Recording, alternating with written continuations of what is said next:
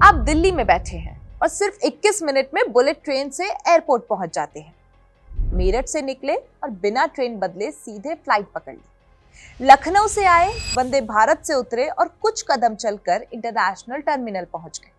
है ना हैरान कर देने वाली बात। सुनने में भविष्य की कोई हाईटेक कहानी लगती है, पर ऐसा है नहीं। ये सपना उत्तर प्रदेश के जेवर में हकीकत बन रहा है। जी हाँ, उत्तर प्रदेश के जेवर में Noida international airport transport super hub होगा, जहां हवाई जहाज, बुलेट ट्रेन, नमो भारत, मेट्रो रेलवे और बसें एक ही जगह पर मिलेंगी। दिल्ली एनसीआर में एक ऐसी जगह तैयार हो रही है जो आने वाले वर्षों में भारत की सबसे बड़ी कनेक्टिविटी क्रांति की पहचान बन सकती है। ये जगह है नोएडा इंटरनेशनल एयरपोर्ट जेवर। अब तक एयरपोर्ट का मतलब सिर्फ हवाई यात्रा करना हुआ करता था, लेकिन जेवर एयरपोर्ट उस सोच को पूरी तरीके से बदलने वाला है।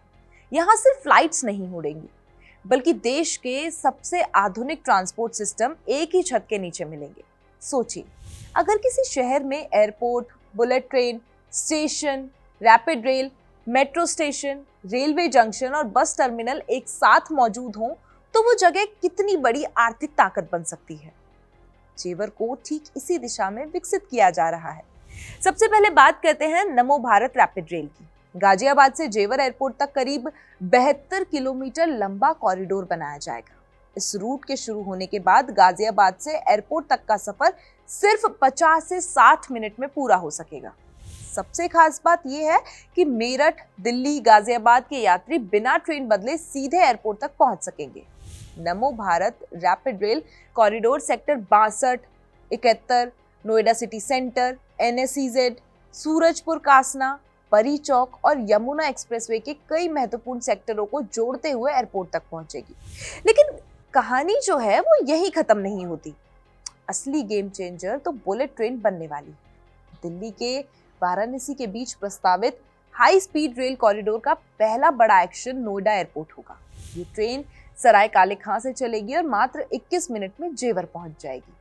इसके बाद अलीगढ़, आगरा, कानपुर, लखनऊ और प्रयागराज होते हुए वाराणसी तक जाएगी। यानी जो एयरपोर्ट आज एनसीआर के बाहर लगता है, वो भविष्य में दिल्ली के कई इलाकों से भी ज्यादा आसानी से पहुंचने योग्य बन जाएगा। यात्रियों की सुविधा के लिए एयरपोर्ट को मेट्रो नेटवर्क से भी जोड़ा जा रहा है।